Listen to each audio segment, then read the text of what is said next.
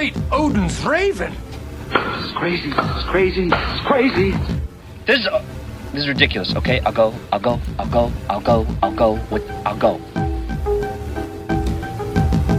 Hello and welcome to the FilmPulse.net podcast, episode 20. My name is Adam. Today I'm joined by Kevin. How are you, Kevin? I'm doing well.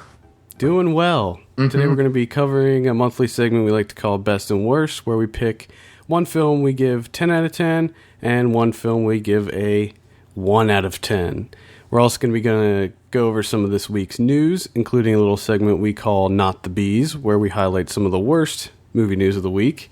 And finally, we'll be making our predictions for this week's opening films. But before we get into what we've been watching, I just want to make a quick announcement. We are going to be continuing to do Ryan Watches a Movie, but we're going to be moving it to Wednesdays, and it's going to be a standalone episode. Ooh. So from now on, every Wednesday, we're going to have a new Ryan Watches a Movie episode, and if you subscribe to us on iTunes, you'll get that as well. So it's going to be available on iTunes and Stitcher and all that stuff. So. Hopefully he doesn't get too big of a head. Yeah. I mean, it's already big to begin with. Yeah. Literally big. Yes. Hopefully it doesn't get bigger. You'll still be able to hear all of Ryan's film wisdom. Which I do have to... I forgot to tell you this. I think he's already starting to get it. And I'm worried that this is going to make it worse because we went to see Prometheus. We go in, we get our seat, and the first thing out of his mouth is, these other people don't understand that they're witnessing greatness right now. Oh, man. Oh, I love it. Let's talk about what we've been watching. Why don't you start us off? I finally watched Adventureland because I think we've talked about it a couple times. Yeah, we talked about it a few times. What did you think? It was a lot sadder than I thought it was going to be. Yeah. It's a dark comedy. Yeah. I didn't think it was going to be that way. It's sort of a curveball there. But I really liked it. I did enjoy it. Like, I think the last time we talked about it was because we were talking about Kristen Stewart, the Snow White movie. And I thought she did really well in Adventureland. That's what I was saying. Like, I thought that she was fine, but I think it was the type of character that she was playing in that movie. Plus, she wasn't the main character, so she didn't have to carry the movie. No, that's true. But I still think that she gave a very fine performance. Yeah, I agree. But I think that it's mainly due to the character that she was playing. I think that character suited her.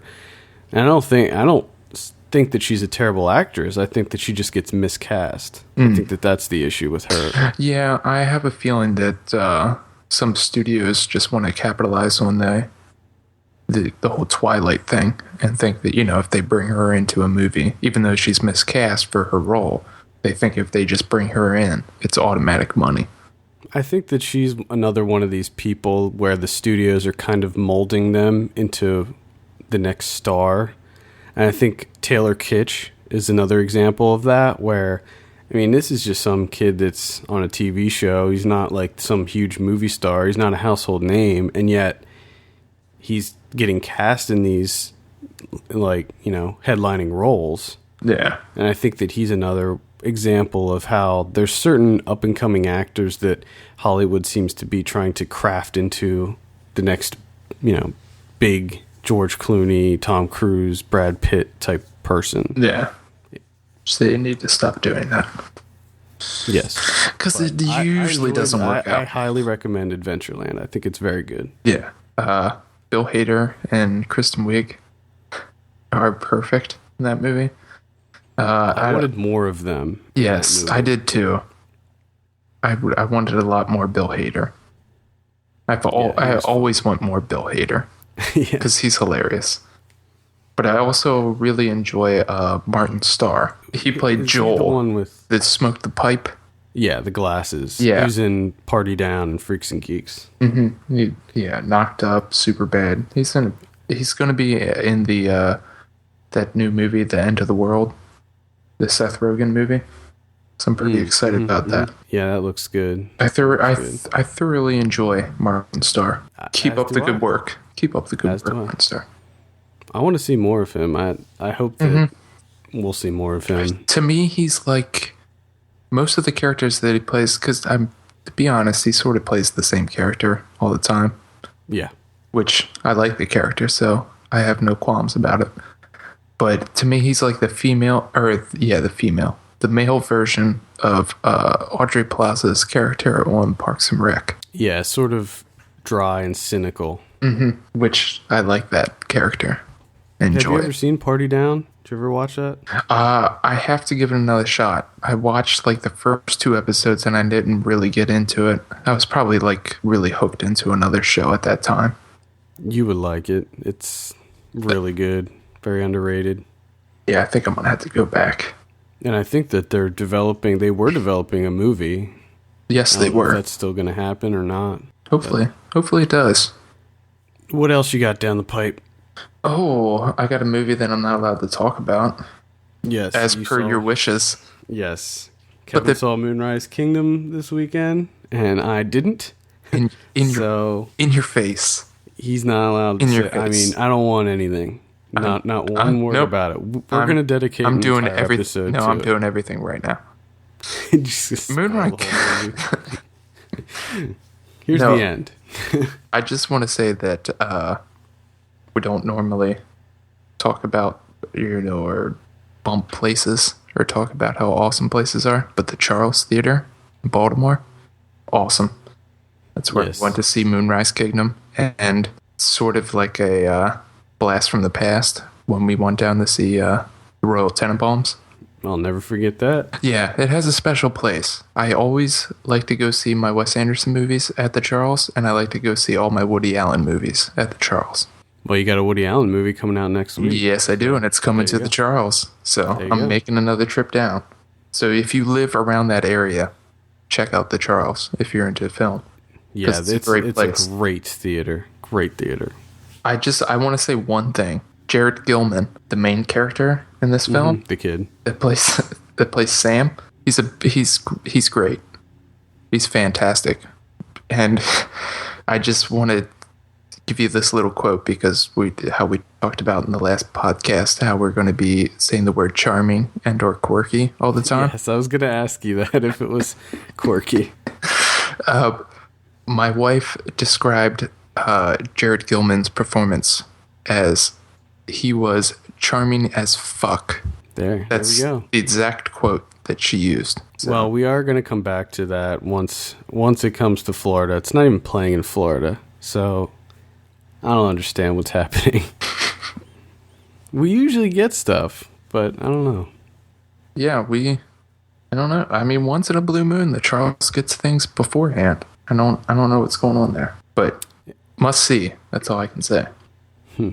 We'll come back to it. What else you got? I did watch Take This Waltz. Oh, and? It was an eh. I mean, I think I maybe got... I don't know if I got more from it than maybe you did, since I am married. But I don't know. It's like, who did you side with in this movie? Seth Rogen. Okay, that's me too. Well, I felt like in the movie, it was like I didn't see any real reason for her to be wanting to cheat on him or leave him. Like, none. Like, they showed them arguing and stuff a few times, but to me, it was like that's not enough. Yeah, you know. Yeah, it didn't really. Which I don't. Maybe that's what they were going for. To show that she just wanted something else. She just wasn't happy with what she got. But, well, yeah. I mean, it seems like a lot of people are like that nowadays. And I think towards the end, I don't think it's a big spoiler to say that she gets together with the guy, is it? No. Well, I think what they were kind of going for was in the end, when she was with him, it turned into sort of the same thing. Mm-hmm. Yeah. You know, and I'm just watching TV and... Which is, I mean, if you think about it, that's how it's always going to be. Right. And I think that's kind of a statement on just relationships in general and when you're in a long-term relationship or living with somebody. The only thing that... I mean, I thought the performances were very good, but the only... I'll agree. The whole tying in the Leonard Cohen Take This Waltz song, like near the end, Yeah. It felt forced. Like, we used that for the title, so we have to weave that in somehow. I just thought that it was too long. Like, I thought it was dragging. Yeah. And I thought that the subplot with Sarah Silverman was unnecessary. Mm-hmm. Especially with the way it, like, sort of crescendoed at the end. That seemed really forced as well. It was... like, did that really need to be there? It sort of seemed like everything else was pretty good and tight, but just the end with the Sarah Silverman, I don't know. It just seemed sloppy. It almost felt like they were going with the Wes Anderson vibe. Like, with Wes Anderson movies, he always throws you a curveball at the end. He always throws something in there to completely shock your system. And I feel like maybe that's what they were trying to go for, like just put in something kind of crazy or really dramatic there at the end. Mm-hmm. But I wasn't feeling it. Is that all you got for this week? I did watch the first part of World on a Wire, the German sci-fi movie that I was telling you about. That's like 3.5 hours long. I've taken to, during the week, I can't really watch an entire movie on a weekday, because of all my chores and everything, getting ready for work. So I started doing where I'll start a movie, and then at a certain spot, I'll stop it and finish it the next day. And I've actually found out that this is a really fun way to watch movies. Okay.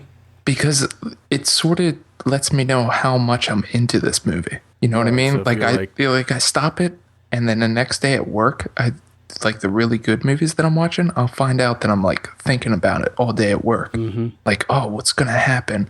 I'm trying to figure out, symbolism and stuff like that. And then, to go home the next day and to actually watch it and to see if I'm correct, it's sort of fun.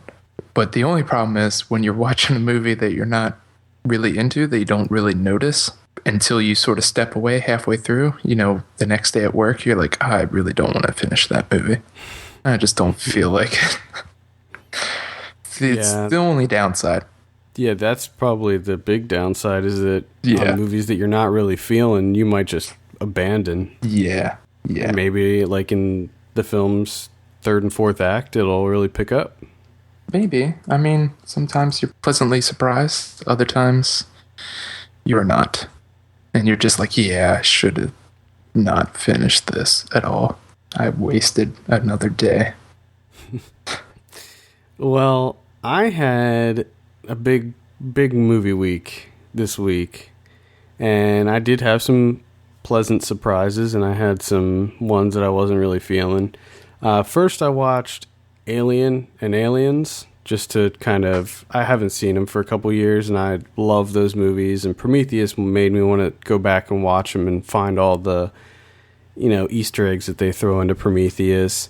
Oh, so and I want to say that those. we need to do another one. We need to talk about one. Oh, another Prometheus? Yeah, we need to talk about Prometheus again. Do another spoiler section? Well, maybe. Because, people should have seen it by now. And if you haven't, we're going to spoil the movie for you. So don't listen. But you want to do that now? No, I'm just saying. Yeah, I have a lot more to say about Prometheus. Negative or positive? Negative. Negative? I watched the first two Aliens on Blu-ray, and I gotta say, they are both, in their own way, masterpieces. They are so good. I think that you should go try to find the first two on Blu-ray and watch them. Well, that's what I want to do. I do want to watch those two and then do another show about that. Maybe get Ryan in on it. They do have the director's cut of Aliens. That's the one I saw, the director's cut. I don't really recommend that one. I recommend the theatrical cut.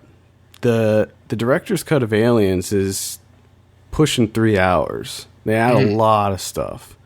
But I still recommend the theatrical cut of that one. So I definitely recommend them on Blu-ray because they remastered them and they look fantastic. It blew my mind when I was watching them that one was made in 79 and one was made in 86, and they look better than movies that we see now that are big blockbuster movies. I mean, wow. The practical effects in those movies is just phenomenal. And it's funny when you go back and you watch the Alien movies as an adult, because you pick up on so many different things that you just didn't, as a younger person, you just don't really pick up on. You know, when you watch those movies as a kid, you just see what's on the surface. You just enjoy them for being a horror movie or an action movie, and you know that it is what it is. But when you go back and watch them as an adult and really analyze what you're seeing and the content, you get so much more from it. So if you haven't seen the Alien movies in years, I would highly recommend going back, checking them out on Blu-ray. They're awesome on Blu-ray. So, and then I saw Keyhole. Yes. This is the new movie from Canadian director Guy Madden. Guy. Canadians pronounce Guy as Guy. Like G-E-E. All right, Guy Madden, whatever the fuck. I was not into this movie at all. I hated it. I hated every second of it. It has Udo Kier in it. It does have Udo Kier in it. He's not in it very much. But, okay, so basically it's about this gangster named Ulysses who goes into his house. He holds up with a bunch of his gangster buddies, and he searches the house for something. It's a loose adaptation of The Odyssey. Yeah. And when I say loose, I mean as loose as you can possibly be. Essentially, the only thing is Ulysses. Yeah, the name. Okay. I mean, you can tell throughout the movie that, like, it's part of the Odyssey, but it is just the most random art house garbage that you could ever see. It's shot in black and white, but it doesn't look good. Now, I know that I've been reading about this a little bit, and a lot of people on message boards are saying it looks great. I completely disagree. I think it looks terrible. I think it looks like a student film that it's shot on really crappy digital. The color, like the black and white color doesn't, and they do intersperse some color in here and there, but overall looks bad. There's ridiculous random things that they throw in there just for shock value or weirdness sake. It's like a David Lynch film without the intrigue, I guess. Definitely do not recommend it. I hated it. But I do want you to see it at the same time, because I do want to see it, because I saw Brand Upon the Brain. It's a movie that he did from 2006, which I thoroughly enjoyed. Because, I mean, it's no surprise to say that this he's an experimental filmmaker. He doesn't make normal movies. Right. Which I would imagine, I mean, I haven't seen that many, but I would imagine, some are pretty good. Some probably do not work at all. But I have to give the guy respect that, he tries to do different things. He's actually trying new things, or maybe going back to old things.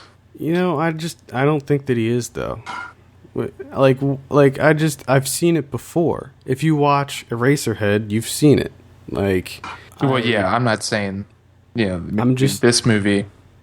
This movie specifically, I'm just not buying. I'm not buying it. I love David Lynch movies. I love weird abstract cinema, but this I was not buying.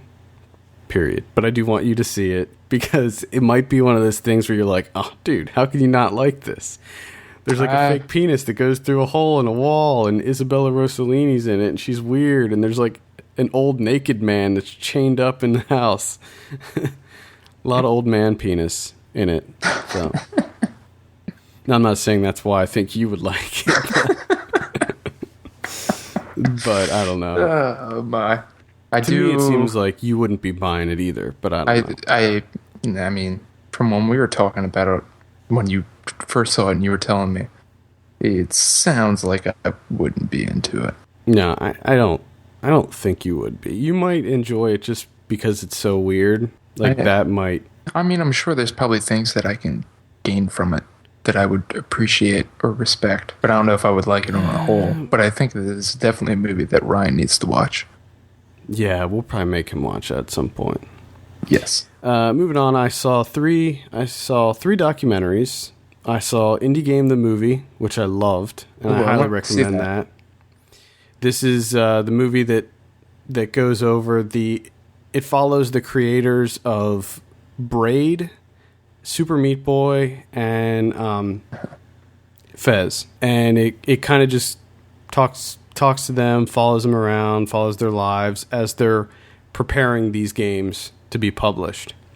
And it is so interesting, and it's a compelling movie. It's a compassionate movie. Like, you really feel for these guys.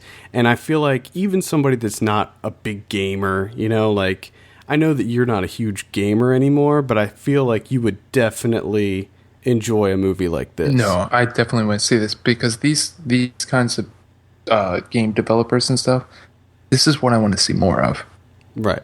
I mean, I'm not really a gamer because I've gotten so sick and tired of all the first-person shooters, and they make like the same movie. It does share a striking similarity to the film industry, where they make the same games over and over and over, and just sick and tired of it. I want something new, something creative. It's a really great movie. I mean, it was the way it was put together. You would think that watching a movie about game makers would not be the most exciting movie, but the way that they threw it together, it's really high quality. It's very, very interesting to see what this does, because these are big games. And that was the other thing that I thought was so interesting about the movie, is they picked out of probably thousands of people that would be candidates for this film, they picked the 3 people that made huge games. I mean, when this movie was made, it was before these games came out. Yeah. It was, I think, Braid was actually out, but the other 2, Super Meat Boy and Fez, were not out. And both of those games, all 3 of those games, in fact, were huge successes. I mean, these guys, some of these guys became overnight millionaires because of their games. And I will say, I played all 3 of the games in the past before watching this movie, and they're phenomenal. Phenomenal games. Right. So I highly recommend that. Even if you're not a gamer, you can appreciate it. There's a few, moments throughout that kind of tug on your heartstrings a little bit. Maybe a little choke you up a little bit, but it's very good. The other doc I saw was Exporting Raymond, about the creator of Everybody Loves Raymond and his quest to adapt a version over in Russia. I'm not a big fan of Everybody Loves Raymond, but the movie's really funny. It wasn't fantastic. My question is, because I've been wanting to see this movie, and I haven't seen it yet, but just judging from the trailer, they have a lot of problems with the translation and everything else. It's just, why don't they just make their own TV show? What? Well, because... Why do they have to take this? Well, because those are like some of the biggest selling shows over there are adaptations. Like, I think The Nanny. Okay. They talk about The Nanny a lot. The Nanny's huge in Russia? Yeah. They adapted it to Russia, and it was a huge success. Wow. And because Everybody Loves Raymond was awful. Well, yeah, but it's apparently not in Russia. But see, that's the thing, though, because the struggle throughout this movie was that he was trying to adapt a show that you would think could be easily adapted. It's a comedy about families and simple everyday things that happen. Yeah, just your family's getting on your nerves. Yeah. Nothing, there's no crazy, grandiose concepts here. It's simple, but the cultural differences between here and there is so big. Well, that's what I'm wondering. Working.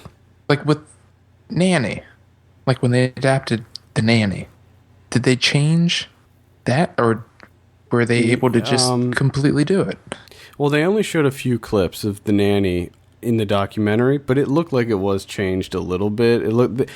It seems like over in Russia, the type of shows that they like and they find funny are like what we would think of like Telemundo shows, where it's just completely off the wall, goofball, people falling and acting stupid, you know, not just real basic comedy.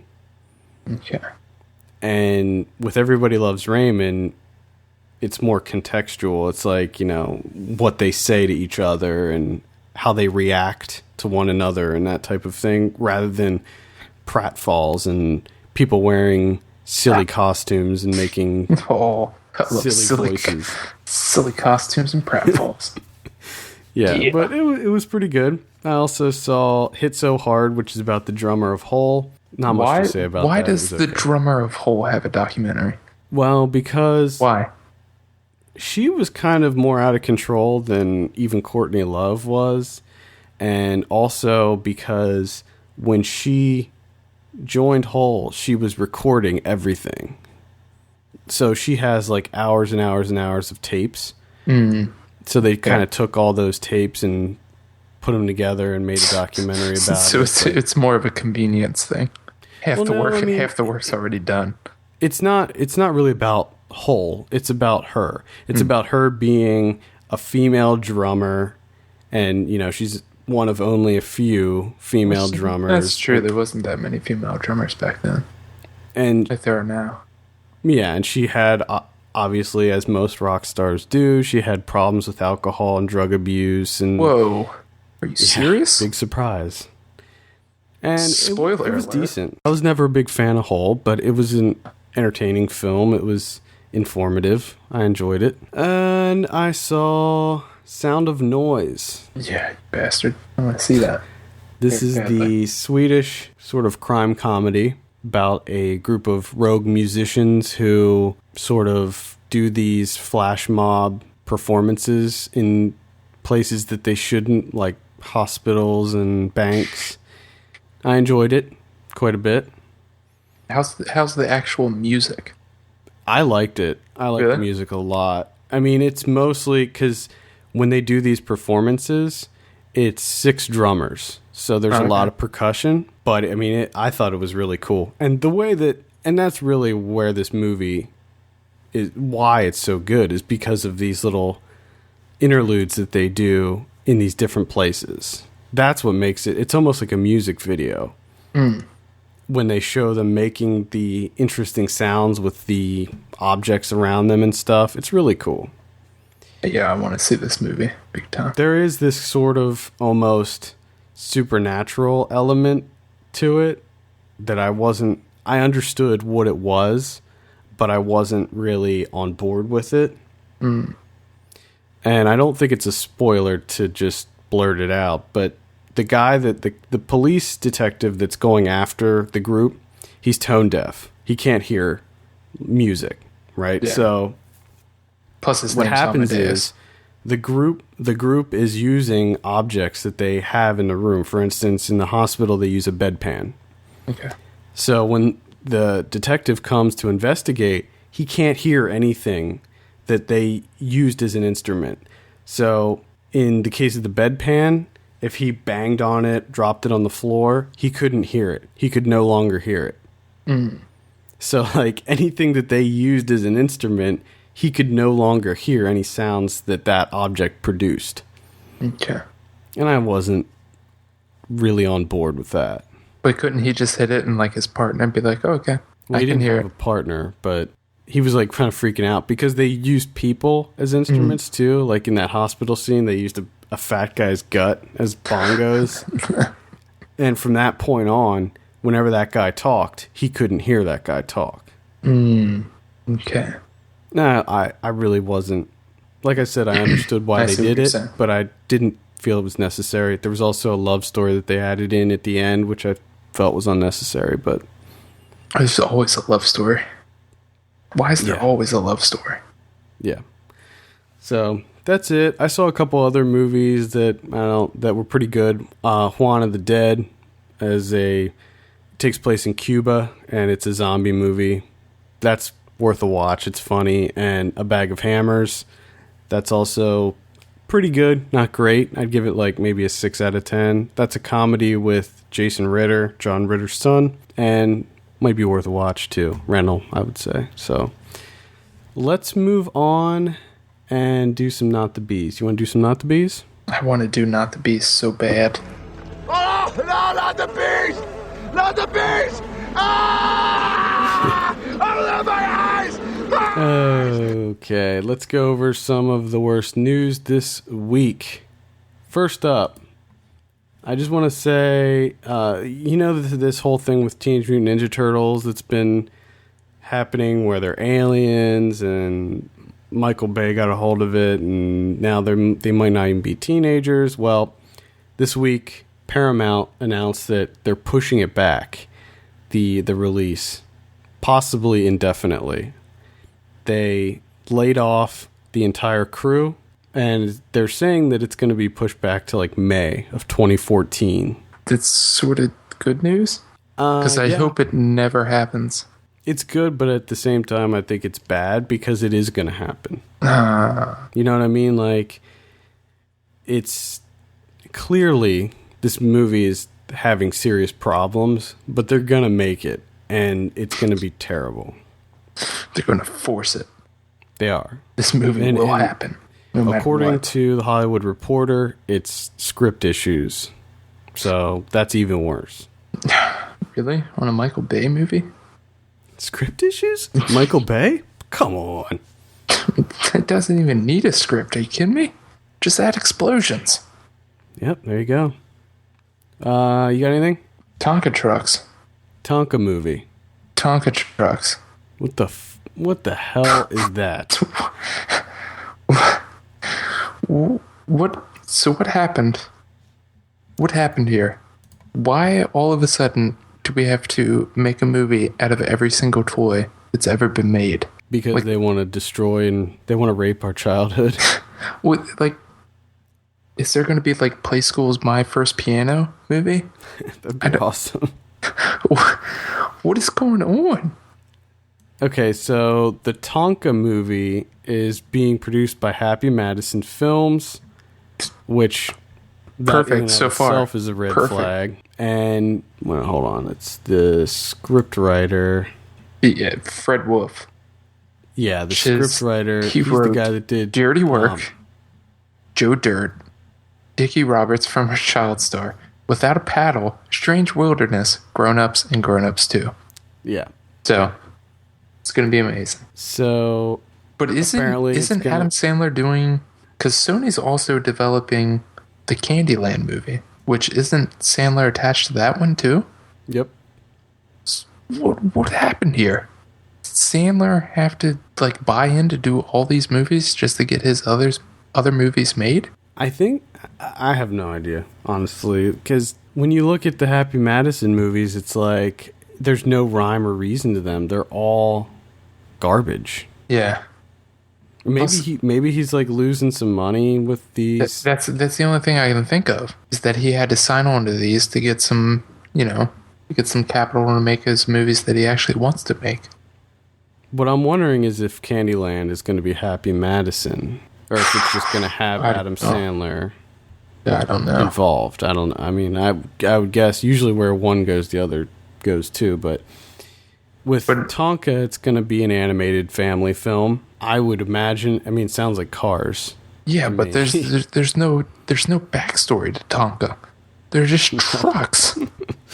There's no backstory to Battleship either. But they did some that's true. Well, they're Sony's developing a Risk movie. Risk. Yeah, which is a boring board game. But Risk, though, they could do more with that. You could. You just make a war movie. You don't. Yeah, exactly. Just make a war movie. Do you really have to buy the rights to Risk? Well, that's what a lot of people were saying about Battleship. Was why put the name Battleship on there? Exactly. Just make a movie with battleships and not call it Battleship. Just throwing money away. Yeah, well, I think it's all about Hasbro. Because I think that they were probably the original people that started the whole thing. So, like, Hasbro was like, hey, we want to make a Battleship movie. And Sony should have said, no, go fuck yourself. Get the fuck out of here. Yeah. Get out of my office. That's like me going to Sony and be like, I want to make a movie about my life. Oh, Mousetrap the movie. Oh, there's so many that we can have. It's going to be great. Yeah. I can't wait. Yeah. Well, I know they've been toying around with questions? a Monopoly movie, too. Yeah. That should... There was a big director attached to that. I can't remember who. It was like Oliver Stone or somebody. I hope so. Yeah. I hope it's Monopoly the movie by Martin Scorsese in 3D. Ooh, there we go. With Well, Leonardo DiCaprio playing the Monopoly man. Leonardo DiCaprio plays the boot or the top hat. The Thimble. Played by Leonardo Tobey DiCaprio. Maguire. The thimble. Oh, you got any other not the bees? No, I was just stuck on Tonka. I couldn't get my eyes off of Tonka. I don't understand this. Who in the right mind is like, this is a good idea. We're going to make money off of this. Trust me. This is gonna make millions. No, it's not. You're going to lose a shit ton of money. And you're going to blame it on us. Well, The movie business is fledgling because people are stealing movies. No, it's yeah, because they right. keep making shit. one other quick one I want to add. This is I would classify this as a rumor, but according to Bloody Disgusting, they think that there's going to be a Twilight remake coming out. Okay, I did want to talk about this because I found on Deadline.com that Lionsgate is saying there is no plans for a reboot. Right. That's what Lionsgate and in the Bloody Disgusting article they say that Lionsgate is saying that left and right so that they don't start, having the hype going because they're not sure at this point if it's going to be a remake, a reboot, a sequel. They're not sure what. But if you think about it, it makes sense because Lionsgate just bought Summit Entertainment, who did they did all the Twilight movies. Yeah. So they just bought Summit. Why would they buy Summit that has this multi-million-dollar franchise if they're just if it's going to be over? Yeah. And I guess, I don't know, maybe Bloody Disgusting has some insiders that they say that they're working on some ideas. Yeah, So, I think they will. I think Because that they're just, why wouldn't you? I mean, if you're Lionsgate, you buy Summit, like you said, you're going to millions. well, here's Why the wouldn't you thing. give it a shot? Come I out like with at least one. Lionsgate. I think that Lionsgate is, I think they're one of my favorite companies. They come out with a lot of great stuff. Now, I will mention that they do have all the Tyler Perry movies come out through Lionsgate, but it's still Like we smart. said, all the great ones. They're smart, though. They have Hunger Games, too. At this point, it's just a rumor, but I would not be surprised if in a few months or maybe after the next one comes out. I think the next one comes out in, November or something. Whenever the last one comes out, don't be surprised if you start hearing about a sequel or a remake. And I have to say that in my reality, Twilight doesn't exist, so I really don't care. No, I don't either. Like, When they come out, I don't know anything about them. ignore everything about them. No sweat off my back, whatever. Let's talk about some Amazon deals, huh? Let's do it. To get these incredible deals, just go to our site at filmpulse.net and either click on the Amazon banner, shop as you would normally, or click on the store link, check out some of our favorites and what we've been talking about on the show. First up, we have the Alien Anthology Blu-ray. Ooh. $38.99. It's on sale from $79.98. So, as I said at the top of the show, definitely check that out. It's awesome. Then we have Office Space on Blu-ray, $8. $8. You said Office Space. $8. $8. Wow. That was always a relatively inexpensive DVD, if I remember correctly. Yeah. Then we have Shawshank Redemption, $7.99 on Blu-ray. And fuck that, you can just watch it on TNT all the time. You beat me to it. I was just gonna say $7.99 is a good deal on Blu-ray, but you can just turn on any random channel on cable and it'll be on. So Yeah, I think TNT. I think they did an offshoot that's called the Shawshank Channel, where they just play it 24/7. Still the #1 movie of all time on IMDb. There you go. I don't agree with that, but whatever. No. Do you have any other normal, regular, exciting news to give us? I do have good news. Very good news. And the Criterion Collection announced their September titles. And guess what is coming to a Criterion Blu-ray? What? The Game by David Fincher. Really? Yes. And Now, the cover looks amazing. I always thought that was one of Fincher's, like, most underrated movies. Same I love here. The Game. That movie is amazing. It was so awesome. Yes. And it is coming to Criterion on Blu-ray. You said in September? Yes. No, we'll talk about it then when that comes out for sure. We'll definitely be plugging that. I have a couple things. IDW Comic Books, they're an independent publisher. They're adapting The Suicide Forest. Mm-hmm. This was a really, really good miniseries that IDW came out last year, I think. I read all of them. It was funny, though, because I started reading them. I read the first issue, and I stopped. I was reading them as they were coming out. So I got the first issue, I read it, and I was like, man, this is so good. But then when the second one came out, I only read like half of it because it was so depressing. Like, I just didn't want to finish it. But basically, Couldn't handle it. it's going to be a Japanese film. So it's directed by the same guy who did The Ring, or Ringu, the original Ring.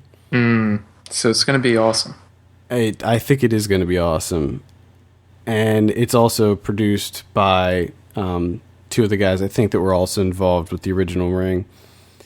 The story, if you haven't heard this, it's an actual place. I think it's near the base of Mount Fuji. And it's the world's most popular place to commit suicide. They have literally hundreds of people commit suicide there every year. And it's just this amazing, beautiful, lush green forest that people go and kill themselves in. Yeah, it's essentially called like the Sea of Trees, which, like you said, is at the base of Mount Fuji, and because of there being so many trees, it blocks out the wind, and for some reason there's not that much wildlife there, so it's extremely quiet, like eerily so. It's just really quiet.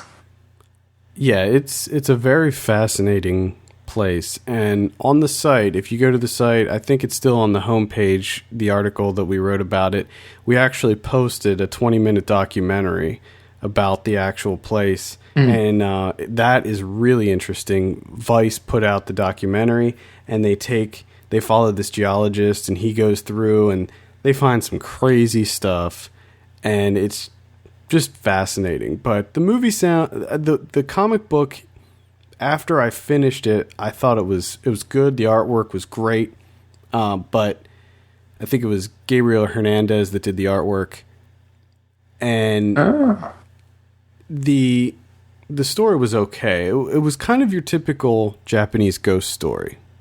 Okay. It wasn't anything crazy, but I think that it'll translate well into a movie. And I will mention this. There's already a movie about the Suicide Forest. Somebody on Reddit pointed that out. One of our readers pointed it out to me that there is actually another movie. I think it's called Forest of the Living Dead, or The Forest, according to IMDb. And if you read the comic book, if you read the synopsis on the IMDb page, it's almost the exact same. And this came out after the comic book, I believe, so, or maybe right around the same time. So I don't know who copied off of who, but it looks like it's a pretty bad, like, straight to DVD horror flick. So I don't know. Yeah, it looks bad. But if you read the synopsis, it's like the exact same. It's ridiculous. The only other thing that I wanted to mention real quick was that Martin Scorsese's bringing the film Snab a Cash to the United States, which is called Easy Money in the States. This is starring Joel Kinnaman. This movie was awesome. It's Swedish, and the sequel is actually coming out in Sweden this August. And I even think that they might be remaking it. I think I heard that. I'm sure they are. I think I heard that they're remaking it too. So you can get it on import DVD somewhere, I'm sure. That's how I got it. And you can check it out. It's really cool. It's like a crime thriller, but Joel Kinnaman's awesome in it. So that's going to be hitting theaters in the U.S., of course, select cities in July. So let's move on and do our 10 out of 10s and 1 out of 10s. All right. So I'll start things off. I'll hit you up with it. My 10 out of 10 is from 1996. It's a little film called Trainspotting. Ooh. This is directed by Danny Boyle, based on the novel by Irving Welsh. When I first saw this movie, I was blown away. This is one of the movies that made me realize that I love film. This is something that it's one of those movies where after you see it, you feel like you're changed because of it. And it's a movie that I can watch over and over again. It's funny, it's sad, it's disturbing. It's just a fantastic film. Yeah, I saw this film. The first time I saw it was when I was younger. Me and my dad went to Hollywood Video. And we were like, yeah, this movie looks good. So watching that movie with my dad was weird. I can imagine. I don't think we finished it. I think my dad, like, halfway through was like, yeah, let's do something else. Well, I remember several of my family members were just going on and on and on about it, because I think that this is right around the same time as when like Pulp Fiction was coming out, and it was just a really big time for movies, and I was just like, oh, I have to see this. I just have to see it. So I don't remember if it was one of those situations where like my parents rented it and then I like snuck out of bed and watched it. Maybe. I don't know. But I just remember it being amazing, and I read the book afterwards, and it's just a great movie. It's a movie that I can watch over and over again. Now, not like every day or anything. It's definitely not like that. But I still think that it's Danny Boyle's best work. Yeah, I would definitely say that. I mean, Danny Boyle, I like almost all of his movies, but I still think that Trainspotting's the best. Yeah, Danny Boyle, to me, has created what I call Danny Boyle syndrome, where you see a movie and you think it's amazing, and then you watch it like a year or two later, and you're just like, that was okay. Because that's how I feel his most recent movies have been, especially Slumdog Millionaire. Yeah, Slumdog, I will agree with that. 127 Hours, I wasn't blown away with it from the beginning. So even from the beginning. But it seems like people really jump on him. Like, yes, this is amazing. So I remember, 127 Hours came out. That's all people were talking about. 2 other quick Danny Boyle factoids.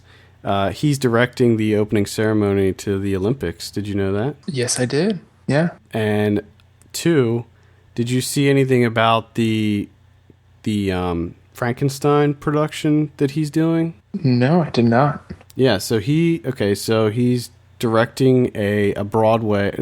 I don't think it's not on Broadway. I think it's over in the UK somewhere.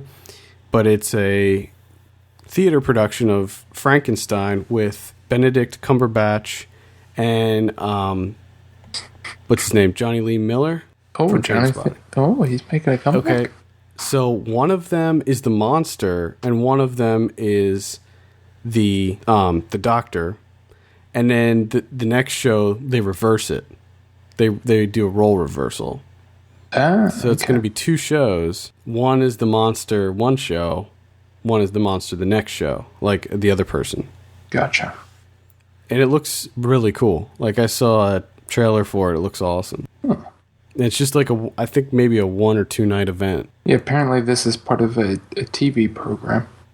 called National Theatre Live because the British appreciate theater, unlike America. Right.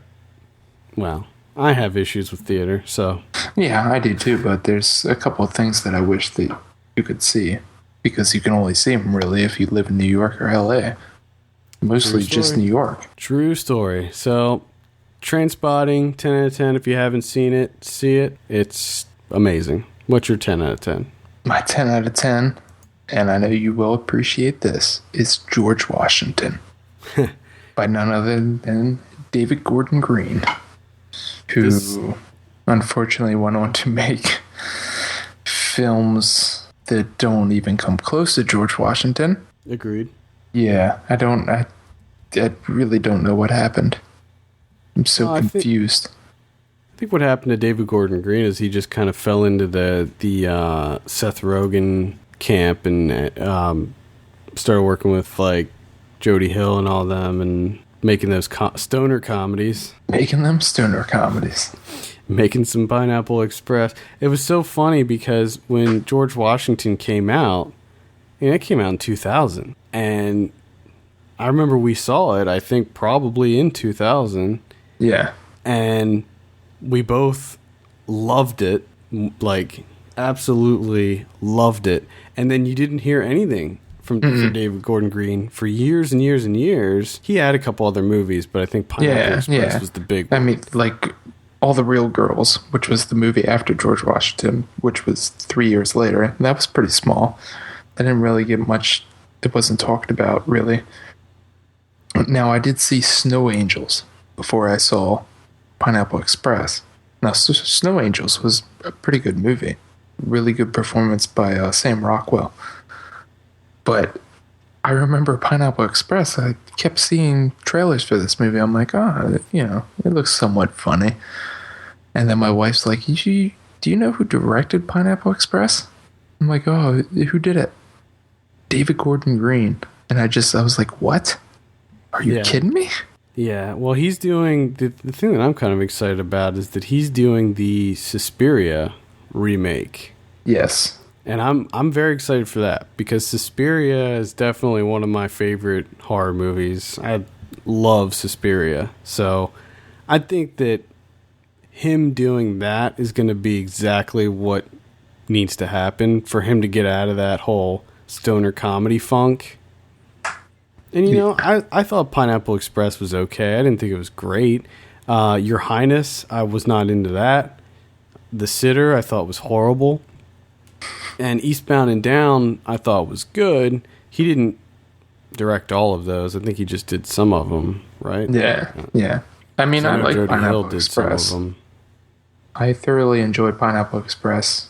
The other two that you mentioned do not look good at all. No, they're not. I mean, Your Highness has a few funny moments. It will make you laugh, but a lot of it's just kind of lowbrow, not very funny stuff. And The Sitter was not very funny at all. Yeah, and it's just a far cry from what George Washington was.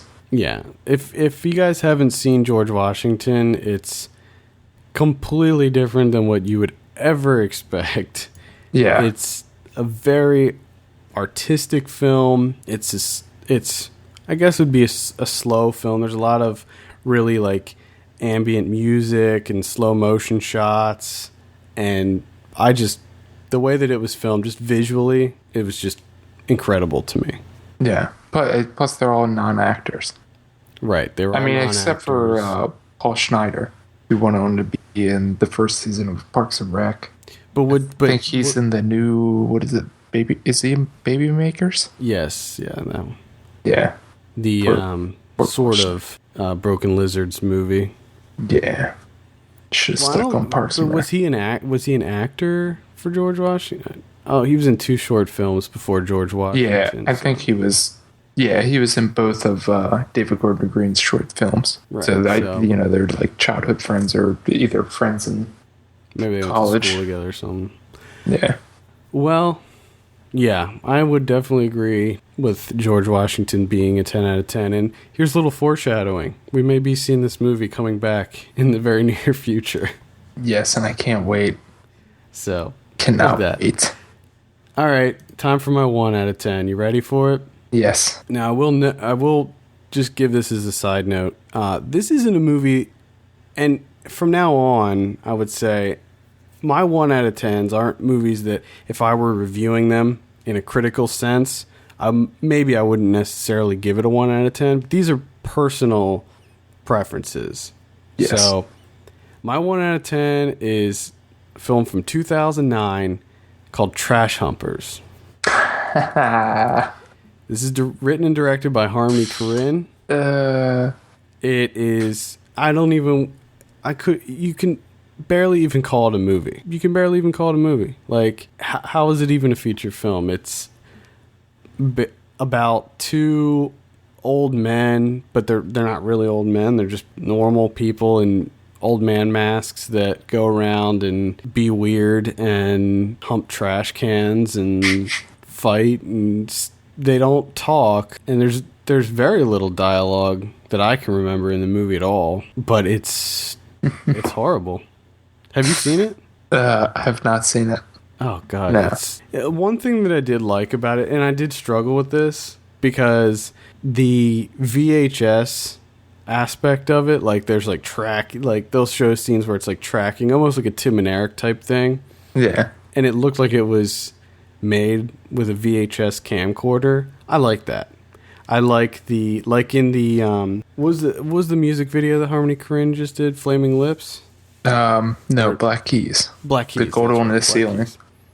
So it's Trash Humpers is exactly like that Black Keys video, only it's an hour and a half of that, where they have like the remember the camcorders that you could like put the text in, it would say like happy birthday, and they would come up. There's a bit of that in the movie, but it's so terrible that it's completely unwatchable. Like, I'd like to meet somebody that was like, oh man, you're just misunderstanding that movie and what it was trying to say or something. It's like, the movie is garbage. It's terrible. And I'll tell you this, I was debating on whether I wanted to do Trash Humpers or Julian Donkey Boy as my pick. See, which is funny because I think Julian Donkey Boy is his best movie. Well, I think Kids is his best movie. Well, he didn't direct Kids, did he? I thought he just wrote it. I thought that was a Larry Clark directed movie. Did he or maybe like co-directed it. Larry Clark directed Kids, yeah, but I guess Harmony Korine did write it. I liked Gummo better than I liked Julian Donkey Boy. Yeah, I didn't like Gummo that much. But what do you think about his newest movie, Spring Breakers, with James Franco, Vanessa Hudgens, and Selena Gomez? I have no idea. I mean, I haven't seen anything about it. I'm interested, very interested. Yes. Here's the thing about Harmony Korine. I don't like any of his movies, but I'll keep watching them. Yeah. Like, he's essentially a train wreck. Yeah. I mean, I don't love his movies either, but as soon as I'm here, like, oh, Harmony Korine's new movie, I'm like, yep, I'm in. Yeah, it's I want to see it. I don't know why. He's just he's just so weird and eccentric that anytime there's a new movie that he has out, I just feel the need that, like, oh, he has a new one? Sign me up. Looks like he directed David Blaine's special. I didn't know that. David Blaine, Above the Below. That's fantastic. I mean, Gummo, yeah, I would put Gummo above Julian Donkey Boy just because I couldn't stand anything about Julian Donkey Boy, and I don't even know if I finished it. I think I turned it off. Well, to me, Julian Donkey Boy, I thought was just Ewan Bremer, which was in your 10 out of 10 Trainspotting. Right. I thought that was just an amazing performance by him. It was okay. I mean, it wasn't King Julian. Remember that? I know, but I mean, to play that character, and hell, it wasn't until like end of the movie that I realized who he was. Yeah, I mean, but still, I mean, yeah, there was a good performance, and plus Herzog makes him wrestle a trash can. That's right. Yeah, yep. And you know, Chloe Savini's in it, and she's fine. But I think you just like Julian Donkey Boy because Herzog's in it. Yeah, probably. Well, that and Bremer's performance. Well, and ultimately, that's why I picked Trash Humpers, because I respect Julian Donkey Boy for what it was going for. The Dogma 95 style, I always thought that was cool. And the fact that he was attempting that gets bonus points for me. So, Trash Humpers, avoid it. Or maybe see it, just to see how ridiculous it is. And like he said earlier, if you actually think that maybe Adam just missed something, let us know. Right. Because I'm interested to see someone too that's like Trash Humpers, fine American cinema. Feedback at filmpulse.net. Let us know what you thought of Trash Humpers. What's your 1 out of 10? Let's see, my 1 out of 10 is, like you said earlier, this isn't something that necessarily I would give if I was reviewing it. I wouldn't give it a 1 out of 10, but just personally, I hated this movie so much. Into the Wild. I never even saw this. Don't. It's the Emil Hirsch, right? Yeah, Emil Hirsch, Sean Penn directed. Just awful. And number one, it's sort of told in the whole non-linear narrative where they cut back and forth from his time in Alaska to all the years leading up to him leaving for Alaska, which I don't like. But I think the number one thing that I don't like is I don't like this Christopher McCandless character. He pisses me off, and I don't know why he's famous and why people care about him, which seems sort of cold of me to say. Was he famous? They wrote books about him.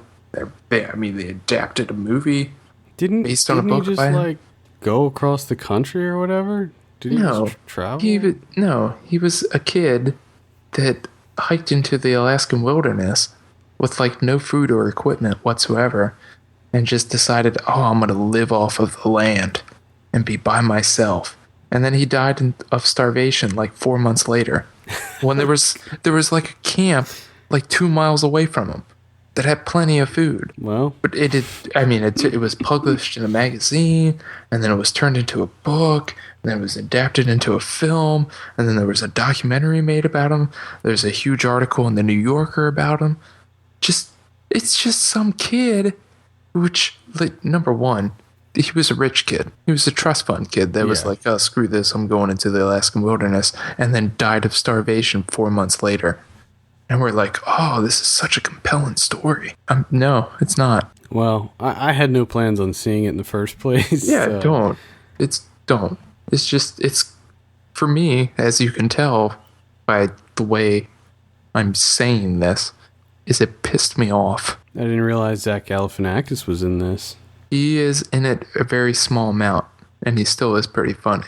But that's where I guess their whole friendship started, him and Sean Penn. Okay. But I don't know. It seems sort of weird to me that Sean Penn was like, I want Zach Galifianakis for this role. Maybe auditioned. Who knows? Maybe. That was before he was super famous. Yeah. It was well before that. And even Vince Vaughn is in it too. Yeah, I saw him listed here. I think I remember seeing Vince Vaughn in the trailer. Yeah. Well, there you have it. Into the Wild. Avoid that shit. Yeah. Avoid that whole everything about that story ever. These people shouldn't be famous. You want to talk about some predictions? Let's. All right. Let's talk about our movie predictions from last week.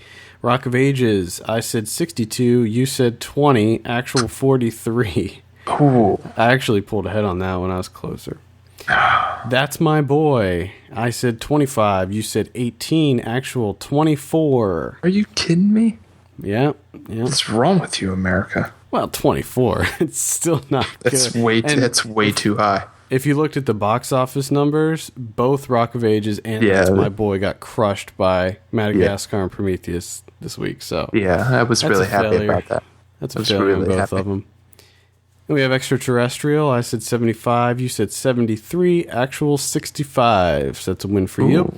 And then we have Your Sister's Sister. I said 65. You said 70. Actual 87. And these are actually Rotten Tomatoes scores. I neglected to mention that a second ago. Wow, 87. I might have to check that one out. I'm telling you, man, those Duplass brothers, Golden. anything that they're involved in. Got the Midas touch. Yeah. Just a score update. We're both at 15. It's a dead heat. 15 to 15. We've been tied. Like, there'll be 1 week where you pull ahead, 1 week where I pull ahead. It's crazy. This What week, we got next week? Abraham Lincoln Vampire Hunter. What do you say? 78. I'm going to say 75. 75? Yeah. Your Brave. dog agrees. Yeah. Don't worry, I'll edit that out. Brave. This Brave actually got it has a score now of like 64 or 65. I've actually Really? read a few early reviews and they're saying that it's good but not great. Oh. So I'm going to say 70. Ooh. I'm going to go with like a 64. Seeking a Friend for the End of the World with Steve Carell. Say 77. I say 65. Ooh. Wait, who did anybody big direct that? I don't think so. Okay. Then we have To Rome with Love, the new Woody Allen film. This actually got some early reviews too, because both Brave and To Rome with Love, I think, were at the LA Film Festival that's happening right now.